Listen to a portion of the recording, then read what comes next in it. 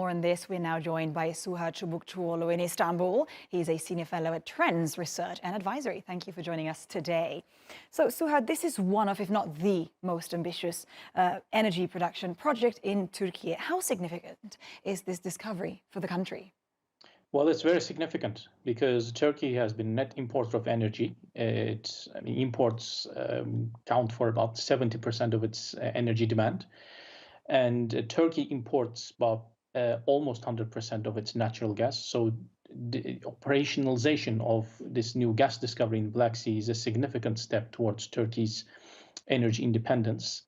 And mind also that there's a push towards increasing the share of renewables, of green energy transition and net zero carbon emissions by 2053.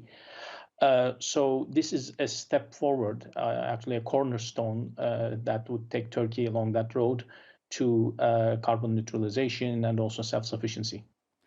Right, so Turkey could also, obviously, we've heard, use all this to cut gas bills, for instance. But can you help us understand what's the timeline for all this? So from the discovery phase, so since 2020, it was thought that appraisals would take about a year or two plus another 3 to 5 years for productionizing.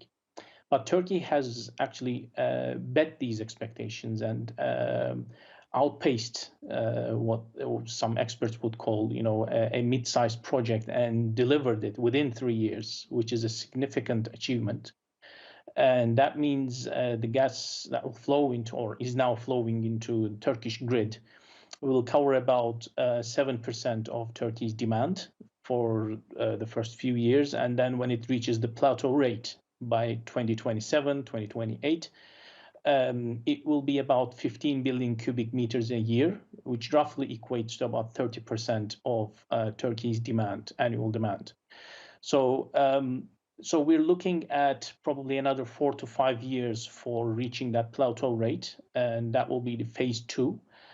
After which, provided, of course, that if Turkey makes additional discoveries in the field, because this is only the first stage of Turkey's Black Sea discoveries. If it makes opens additional fields and starts to pump gas into the grid from those, then that amount is prone to increase, of course. But for the time being, it seems that by 2028, we should be able to get about 30% of Turkey's demand from Black Sea gas fields. Right, 30%. And as you say, this is only the first step, right? And that's significant in a way. And do you think that Turkey will be able to sell this gas abroad as well? Because we know that Europe is still very concerned about next winter's supplies with big Russian pipelines still shut down.